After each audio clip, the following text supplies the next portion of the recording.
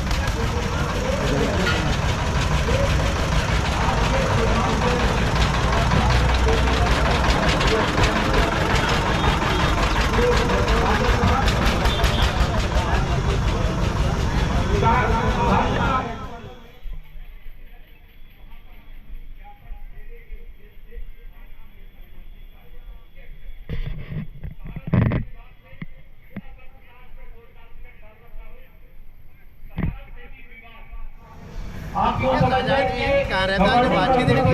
जहाँ पैसों का लेन देन होता है, जैसे आपने सुना होगा भारतीय रिजर्व बैंक ऑफ इंडिया, ये बैंकों की गवर्निंग बॉडी है। मेरे और एक दिमाग में बात आई है, क्योंकि ये बड़ी समस्या मोटी है, तो पहले वित्त मंत्री जी से और बाद में प्रधानमंत्री जी से समय लेकर आपके महत्वपूर्ण प्रतिनिधिमंडल को मैं मिला लूँ, ये मेरे दिमाग में।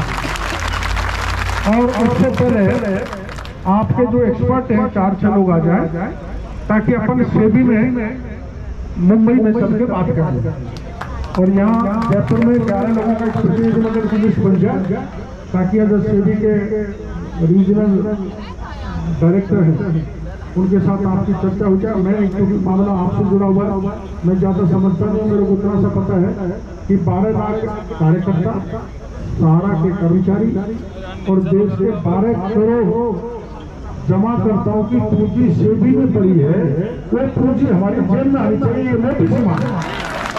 चलो भारत माता की, चलो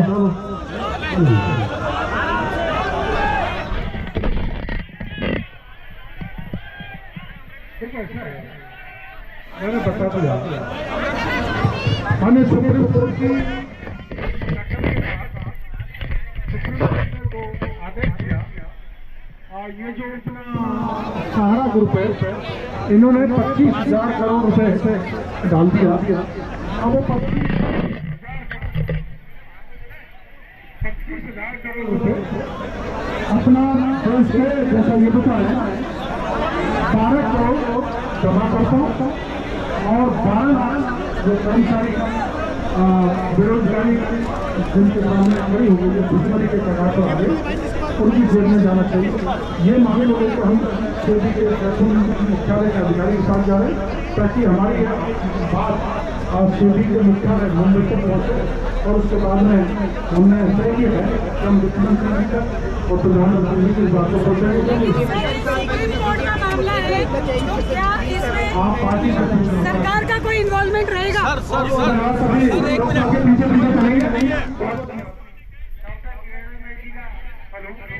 स्वागत किया जाए।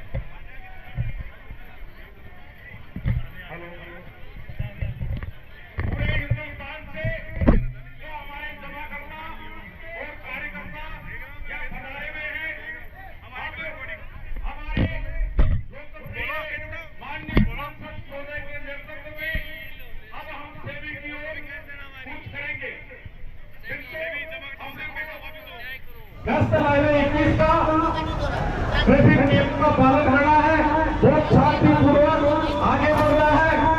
ग्राम कोकावाला में आप लोगों के लिए ठंडे पानी के लिए 100 कैंपर रखवाए गए हैं। इसके बाद दयारामपुरा में सभी जमाकर्ता कार्यकर्ताओं के लिए शरबत की व्यवस्था की गई है।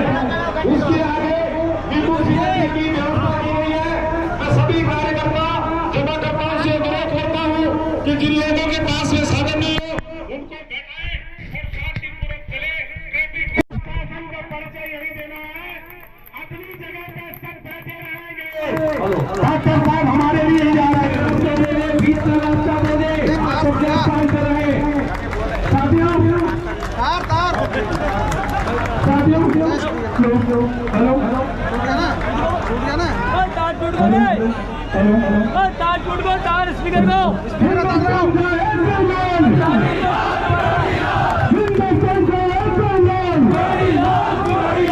हिंदुस्तान का एक ही लाल, हिंदुस्तान का एक ही लाल।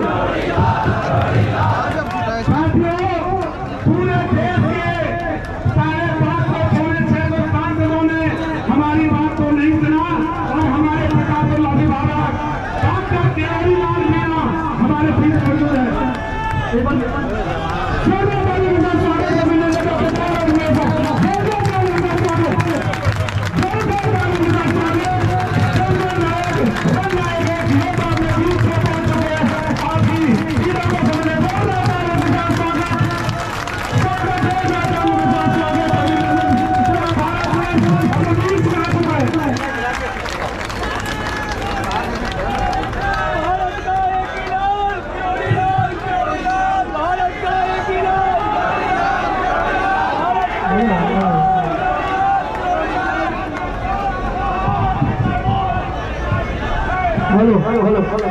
देखो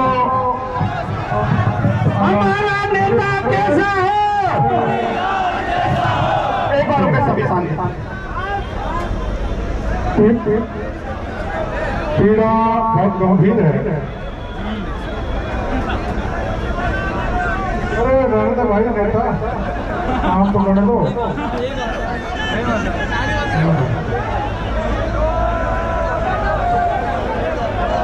तो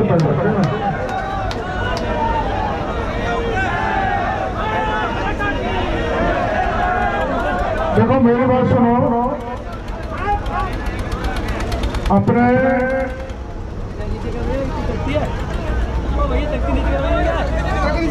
सुनो, आपकी पीड़ा बहुत गंभीर है, भयंकर है, आप बहुत परेशान हैं, आपके परिवार उजड़ गए, आप भूख के कगार पर हो, जिसमें लाखों कर्मचारी सहारा ग्रुप के हैं और करोड़ों जमाकर्ता देश के लोग सड़कों पर आ चुके हैं। ये कानूनी दाव पेच में मामला उलझते हुए माननीय उच्चतम न्यायालय ने एक फैसला दिया कि सहारा ग्रुप पैसा जमा कराए और जो डॉक्यूमेंट आपने मेरे को दिए हैं 21,000 करोड़। अरे रुक जाओ भाई, बोल तो दे दो।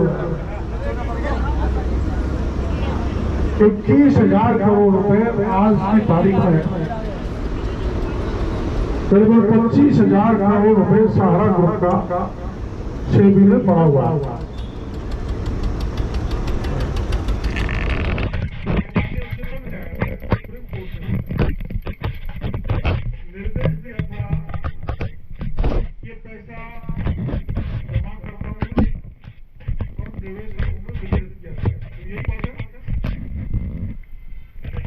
और उसमें से मात्र 125 करोड़ रुपए सेबी ने जमाकर्ताओं को, निवेशकों को दिया। अब मेरे पास भी बहुत लोग आते रहते हैं जिन्होंने पैसा जमा कराया सहारा ग्रुप में और वो परेशान था। और एक मोटा अंदाज के रूप में करीबन 4-5 करोड़ जमाकर्ताओं का पैसा बैंक में जो सुप्रीम कोर्ट के आदेश से है वो जमा पड़ा है। और ये बात भी आने लगी है कि अब सेबी के सामने कोई जमाकर्ता पहुंचता नहीं है और 2018 की अंतिम तिथि तक अब सेबी भी किसी नए एप्लीकेंट की दरख्वास्त नहीं दे रही और उसको पैसा लौटाने की मंशा नहीं। अब चूंकि जमाकर्ता का पैसा वापस नहीं हो रहा, तो जो मेरे को पता गया आपके लोगों को दौरान का कि 12 लाख कर्मचारी जो सहारा ग्रुप में हैं उनके सामने रोजी रोटी की भयंकर समस्या खड़ी हो गई।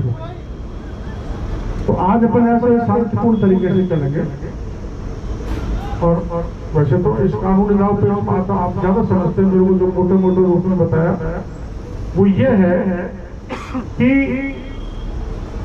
आम जमाकर्ता निवेशक का पैसा जो सेबी में है, सेबी के पास है, सेबी की बैंक में है, वो जो भी निवेशक है जो आम जमा करता है उसको मिलना चाहिए।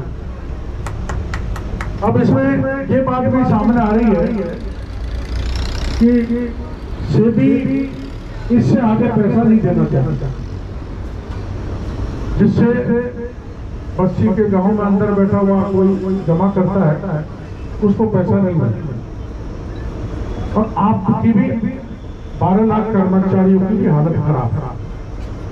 इसलिए अगर सेबी इस जमाकर्ता के पैसे को नए तरीके से वितरित करने की कोई मैकेनिज्म विकसित करे, और अगर सेबी के पास कोई मैकेनिज्म नहीं है तो सहारा ग्रुप को ये पैसा देकर इसको आम जमाकर्ता में बदलवाया जाए, जिससे आपका जो जीवन यापन गड़बड़ हुआ है, जो आप भुखमरी की कगार पर पहुंचे, आपका भी भला हो सकता है।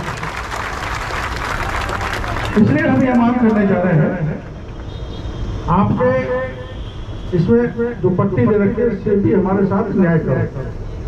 इसमें जमाकर्ता भी है और कार्यकर्ता। अब सारे कार्यकर्ता हैं और जमाकर्ता है क्या इसमें? जरा हाथ खड़ा करो।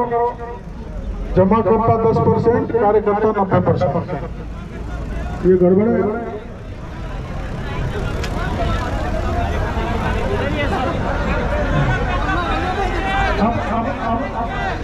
अब मेरा ये कहना है कि जो 25,000 करोड़ रुपए सेबी में है, आखिर में उसको जमा कराने का कोई डायरेक्शन जो सुप्रीम कोर्ट में दिया है तो वो वैसे आदमी से तो नहीं दे दिया, तो पैसा सेबी बांटे, और चूंकि सेबी बांट नहीं पा रही, मात्र 125 करोड़ रुपए बांटे हैं, इसलिए कोई ऐसी मैकेनिज्म विकसित की जाए कि बस्ती के अंदर गांव में बैठा हुआ जमा करता और कार्यकर्ता का भी पैसा उसकी जेब में पहुंच जाए, क्योंकि राजस्थान देश का 4-5 करोड़ जमा करता है, उसका पैसा यहाँ जमा है। और जो मेरे को पता है मेरे को 5 करोड़ बताया, 20 करोड़ तो 20 करोड़ बोल दूँ, ये 8 करोड़ बता रहे हैं, बहन जी 24 करोड़ में पैसा कितनी बात है? पैसा तो 25,000 करोड़, लेकिन जमा करता कितने लोग हैं? ये 10 करोड़ कह रहे हैं, ये 8 करोड़ कह रहे हैं, ये 25 करोड़ कह रहे हैं, मेरे को 5 करोड़ बताइए हैं? पूरे भारत के राजस्थान के कितने हैं? राजस्थान के कितने हैं? राजस्थान के कितने जमा करता है राजस्थान में? राजस्थान में राजस्थान का बताओ। अरे भाई राजस्थान में कितना? 1 करोड़ राजस्थान में, और कुल 12 करोड़ प्रभाव था, तो मेरे को 3 करोड़ बता।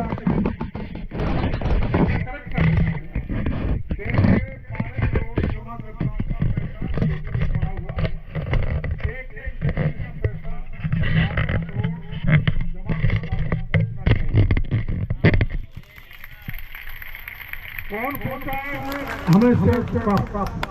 सेबी पहुंचा है, सहारा पहुंचा, लेकिन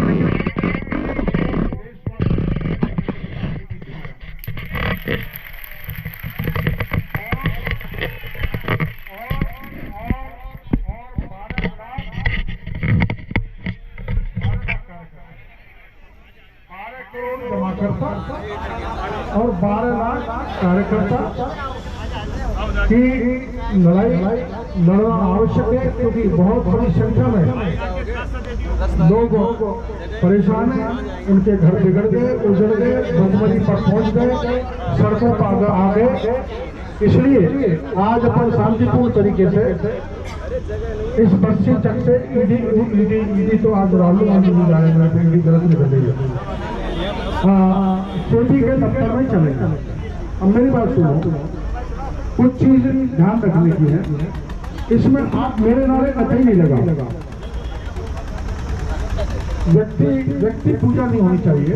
भारत माता की जय, वंदे मातरम। हमारे साथ में आ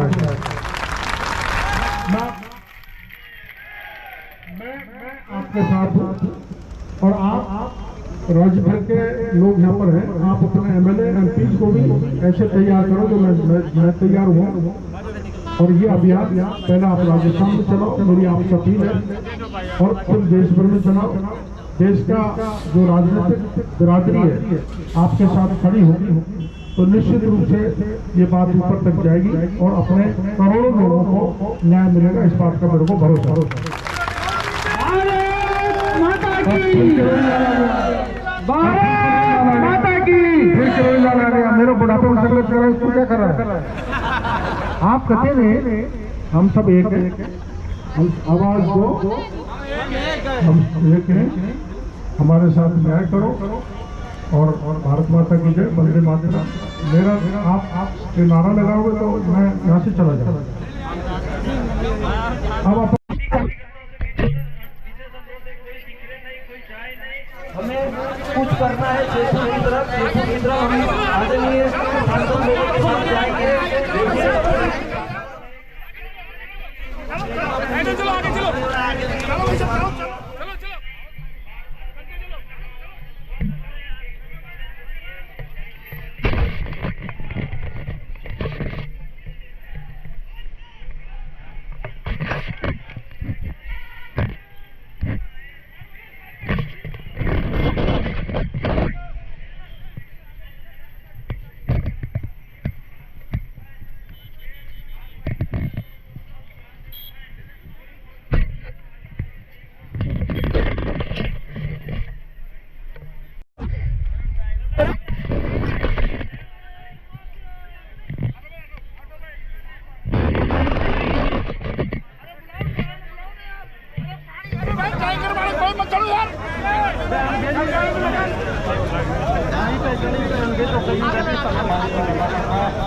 यार